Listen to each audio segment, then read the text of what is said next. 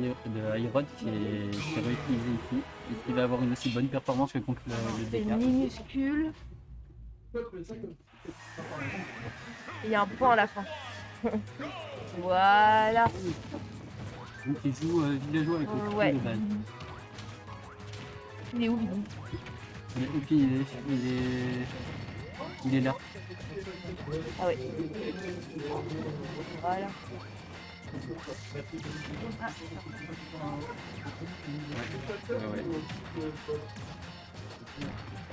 Donc, bon, écoutez, on est en train de régler quelques problèmes techniques. Donc la winner finale est lancée et c'est plutôt compliqué des deux côtés. Le match-up est plutôt à égalité. C'est un match-up qui peut être très agressif mais également qui peut jouer défensif. Villageois a tenté de prendre les projectiles de la Samus. C'est vrai qu'il peut faire ça Villageois, ce qui lui donne un certain avantage. Il me semble pas. Est-ce qu'il va prendre tous les projectiles Villageois sur la Samus?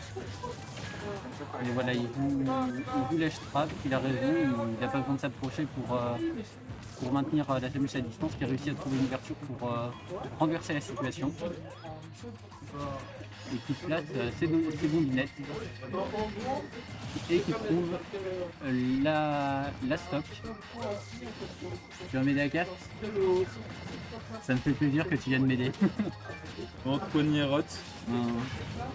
En vrai, je trouve qu'on est pas mal ici. C'est vrai, ça a l'air d'être une bonne lancée là. On va commencer à se débrouiller de Tony. Ouais, j'ai vu, ouais, il fait des bons combos avec sa Samus. Ouais, non, il fait pas mal de perso et il fait vraiment bien. Faut vraiment qu'en termes de neutral, il est vraiment chaud pour le terrain. Je suis en train de me dire, sur cette map, ils sont plutôt à égalité, c'est des persos qui jouent assez loin et qui peuvent attaquer au corps à corps. Après, le problème, c'est que les projectiles de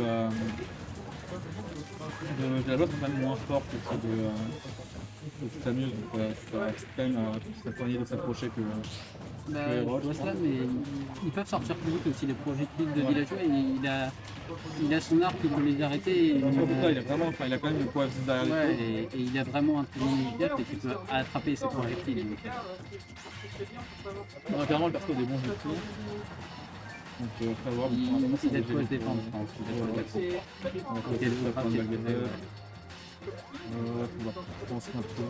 On essaie quand même de mettre un peu backer là sur le replay. Voilà, les slingshot qui partent à travers le slingshot qui sont tout baisés par le cherchot de Samus. On a réussi à trouver le kill avec le neutral. Mais Hyrod a vraiment la dalle. Ouais, non, là. Hyrod, du coup, vraiment pour gagner aujourd'hui. Est-ce qu'on sait qu'il a le contrat s'il gagne? Non, je pense pas encore. Là, personne est en finale. Donc, ok. Là, s'il gagne, il a assuré de faire top 2 minimum. Et à voir comment ça se passe après. Mais des très bonnes phases, déjà 84% pour le villageois qui peut monter très vite. Le strike qui a essayé d'être trouvé, enfin qui a été trouvé, mais malheureusement ça passe pas. Sacré roquette, et s'il va réussir à renverser. Ok, il a renversé la situation. Ouais, là, il fait un bon reverse, il va falloir se trouver de l'air. Une fois finalement, il a saisi que... Le milieu du terrain est dominé par ouais, non, mais moi, je sais que c'est une sentiment que j'ai souvent quand je joue contre Hyrod, c'est qu'une fois que tu as des avantages, ça peut durer des plombes. C'est vraiment tout ce qu'il faut pour étendre ton avantage un max ou leur passe d'edgeboard ou de ledgetrap. L'attaque, ça va... Non, l'attaque pas. Très bonne vieille. Très bonne vieille, mais là, on a plus vraiment une fois de retard et la fin. 1-0. Ouais.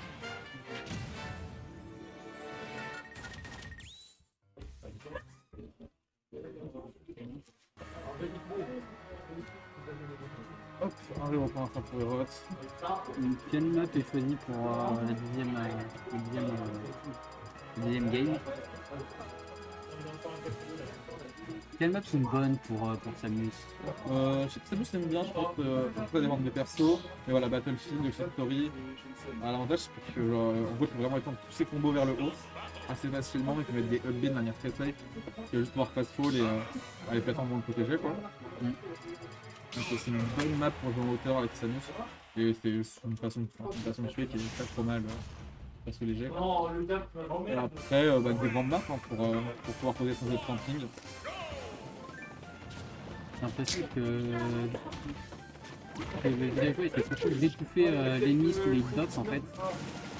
On a plein de hitbox qui sortent, il y a souvent, il attaque beaucoup avec le side B en même temps. Du coup, le joueur doit savoir aussi qu'il peut se permettre de shield, s'il reste derrière son shield. Villageois il aura juste des shots gratuites, il a commencé sur le game. Ça peut aider qu'il move à 50%, etc. Donc vraiment c'est perso qui peut bien switch entre l'agressif agressif. Il a réussi à trouver une flèche, il a réussi à trouver une flèche, mais malheureusement c'est terrible. Ouais non là je pense qu'il s'attendait à ce que le Giro parte plus vite. Je sais pas, il a vraiment cherché jusqu'au bout, il a réussi à être patient face au Villageois. Ouais et Tony a donné son air de c'est un peu dommage.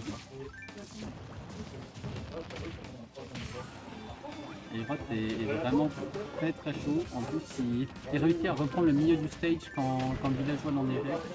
Non, Rot et ouais. Ah non, c'est le strike qu'il a trouvé. Ouais. Elle est pas trouvé, mais j'ai l'impression que il le fait même si il fait plus sa boule de bowling pour couvrir une option plutôt que pour tuer, mais là ça a bien fonctionné. Ça marche bien en plus que quand Samy va souvent essayer de revenir par en bas en plus. Enfin, son EB est relativement safe pour revenir quand ça remonte assez haut, donc Samy Stan a bien aimé justement être en dessous du ledge pour remonter. Et c'est une situation qu'aime beaucoup Villageois avec sa boule de bowling. Déjà tue bien et en plus plus elle prend de hauteur et plus ça va plus court. Il a très bonne phase d'adjoint de la part des Rock. Bonne forward de progrès. Et deuxième game, c'est vraiment qu'il a les mêmes speed que la première. Le habit de Samus est très fort en out of shield. Ouais. Et en plus, il peut permettre de tuer. Bah, les kills sont assez rares. En fait, le plus haut, pas de cycle. Par exemple, celui de Samus, c'est bien. Après, sur une plateforme, c'est vraiment tuer un peu plus tôt que prévu. Mais par contre, en out of shield, c'est bien. Ça, faut quand même faire gaffe en tant que faut pas couper parce que la hitbox par exemple est très très grosse. Si tu fais bien ton coup, ça va pas te toucher le. Donc on va bien passer au tête, se faire avoir par l'arbre. C'est pas avoir par l'arbre. Il est impérial là sur le 7 Erot. Je sais pas vu si ça se gagne le tournoi dans les équipes, mais maman. J'ai presque rien à dire parce qu'il fait quasiment pas d'erreur en fait. Ouais, c'est vraiment il est patient sur pas mal de situations. Il réussit à être patient et à trouver en fait la bonne opportunité pour River. Donc, c'était vraiment bien trouvé sur le Villageois qui essaie sûrement de revenir sur le terrain tranquillement par les airs. Et c'est vite fait arrêter par Erot à son baquet. On rate de 0. Est-ce qu'il va tenter un faire soudage? Non, je pense Ça pas. va sur Calo Calou, Map, Samus, on a un switch pour Tony. Tony, ça aurait tué là parce que c'est quand même plus 2-0 là sur la dernière game. Map qui a des côtés assez grands, il me semble, Calou. Ouais, les côtés ça va dépendre de s'il vous plaît. Alors par rapport aux deux plateformes là, qui sont off-stage, Ouais. bah, c'est relativement proche. Mais c'est sûr que depuis le terrain, faut tuer, faut pas jouer un lourd. Enfin, faut pas jouer contre un lourd. En plus, Villageois, ça a de la bonne. Enfin, bien que ce soit assez léger. L'avantage, c'est qu'il y a son side B qui stoppe son momentum aérien. Du coup, il peut s'en servir pour revenir. Après, ça va. Bon, on n'a pas vu beaucoup de kills de la sorte, mais tous les kills par le haut vont être vraiment plus compliqués pour Erot. Regarde, il a mis une bonne phase là, le Villageois, parce qu'il a pris le projectile de Samus qui fait beaucoup de dégâts et qui lui a rendu dessus. Non, et là, une phase un peu explosive de la part de Kwasmi, la compte 50 très vite. Dommage qu'il ne réussit pas à trouver le frappe pour vraiment mener à quelque chose. Quelque chose de bien, mais là, il va sortir, il va claquer tout son arbre. Et voilà, évidemment, Erot qui réussit à reprendre le contrôle du terrain. Ça empêche complètement Tony de jouer avec son arbre et du coup, il n'a pas accès à la hache. Ouais, le Giro qui protège du charge. C'est vraiment fort. Oh là, Tony! Très très bien. Ah, petit wall jump, petit du air, là ça spike avec les 3 navets, je pense que c'est 3. Et tout à l'heure, il va y avoir le backer qui va trouver le tir aussi. Le backer a des avantages. Il y a du beau PK que Tony nous donne. Non, à Tony, ça va être déjà pour un autre lancé par rapport aux autres games, on sera plus actif que vivant. A voir si ça va continuer, si il va pouvoir rester son hit à présent. Ok, il boxe. l'arbre qui est planté. Ça donne une certaine pression, mine de rien, l'arbre. Hein. Ouais, puis c'est là du coup accès à la hache avec Tony. C'est genre un truc qui vraiment, faut dire, ça va relativement vite si tu fais pas de bêtises. Tu fais abasse le shield, tu tabasses tout court aussi. Vraiment, ça peut tuer assez tôt que de lever en hache. Bon, là, on revient dans une phase neutre un peu plus calme. Tony commence à réutiliser ses nerfs qu'il avait très bien utilisé contre Captain Falcon. Voilà, j'en ai séparé, on a pas réussi à poser trop derrière. Peut-être qu'on va recaler l'interaction. On va faire landing sur la plateforme. Aïe aïe aïe, on arrive à remettre le terrain avec bon air, on n'a pas réussi à connecter le back air. Il a réussi à remettre son derf. Il utilise très bien son avis, n'empêche. Non. Non, c'est juste ça le combo un peu. Bien clairement, même dans la communauté villageois et en Ara, les meilleurs joueurs d'Ara. Ok, il réussit à retrouver l'avantage contre cette amie. Ok, on a qu'à trouver le kill break. 128%, malgré tout, ça peut aller très très vite contre Samus. Hein. Non, et Tonic, il a été très très fort là. Ouais, il a réussi à caler. Réalisé dans les phases d'Edgeworld. Genre, c'est mieux que t'as un perso qui peut vraiment temporiser à balle avec son dumbbell à sa petite bombe personnelle là. Aucun ballon, ok, c'est bon. Ça passe. Coup de box. Et Tony réussit très très bien à utiliser ses forward air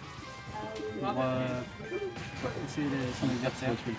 Elle n'empêche qu'il a pris un très bon avantage. En 64%, c'est pas niveau.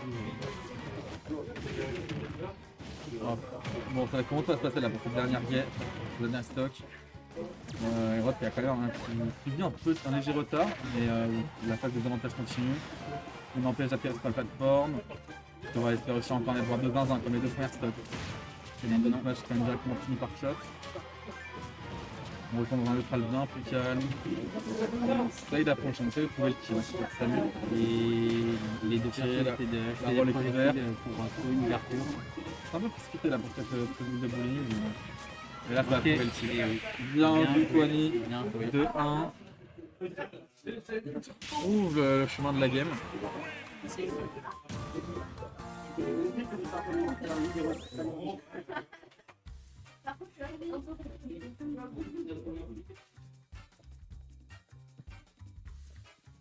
Bon. C'est Human Bomb pour le raid. Oh, bonsoir. Bonsoir. Bon, on est en winner finale de la Monster. Ah, clairement, clairement toi, là actuellement Herod contre Twani. Ceux qui suivent un peu la scène Ara, peut-être que Twani vous connaissez. Voilà, bon. Est-ce que Twani va réussir à va continuer à te lancer, trouver le deuxième game? Twani qui a fait une bonne game la précédente, mais iRock qui est loin de la faire en fait. Donc, on retourne sur PS2, qui n'est pas trop fonctionné au début en tout cas pour le déjà sur PS2. oui, il avait joué sur PS2. Et iRock s'était vachement donné sur cette map d'ailleurs, parce qu'elle est assez grande, donc il a profité de ses projectiles. Il aurait pu passer cette arme. Forward, un quatrième forward, ça ne s'arrête pas. 21% pour le Encore par derrière.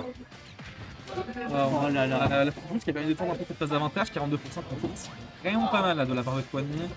On arrive à être beaucoup plus imposant là, dans les deux games, mais en général c'est assez timide là, sur les deux premières. Néanmoins la situation s'inverse, on a Herod qui est en train de prendre une phase d'avantage. Twani s'est réveillé après son gros spike, j'ai l'impression. Ouais, ça l'a relancé là. Ok, on trouve un rôle. On a l'air de comprendre un peu ce que propose Herod au Ledge.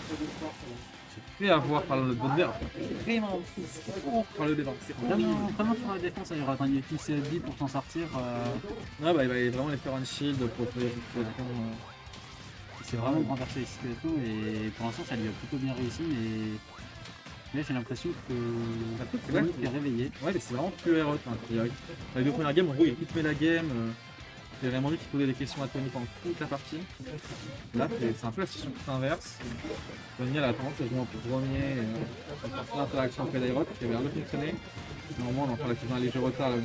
On arrive à sortir de la situation de l'Edge Trap. Et l'Edge Trap va trouver le kill par le haut.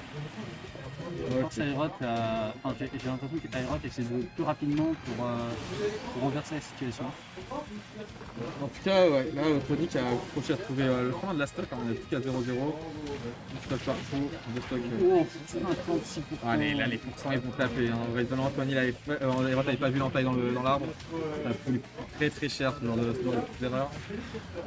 Mais ouais, avec Samus, ça part très compliqué le pourcentage. Il réussit à trouver une ouverture. Je vois moins Tony utiliser la Pokémon, je sais pas. C'est peut-être que le coup est pas si bien au final, ou qu'il a utilisé, il n'a pas trouvé les bonnes situations pour ça servir. Mais je pense vraiment que ça peut être qui peut vraiment être salvateur hein, dans le match-up. Je pense qu'il préfère utiliser son fil que sa Pocket, j'ai l'impression.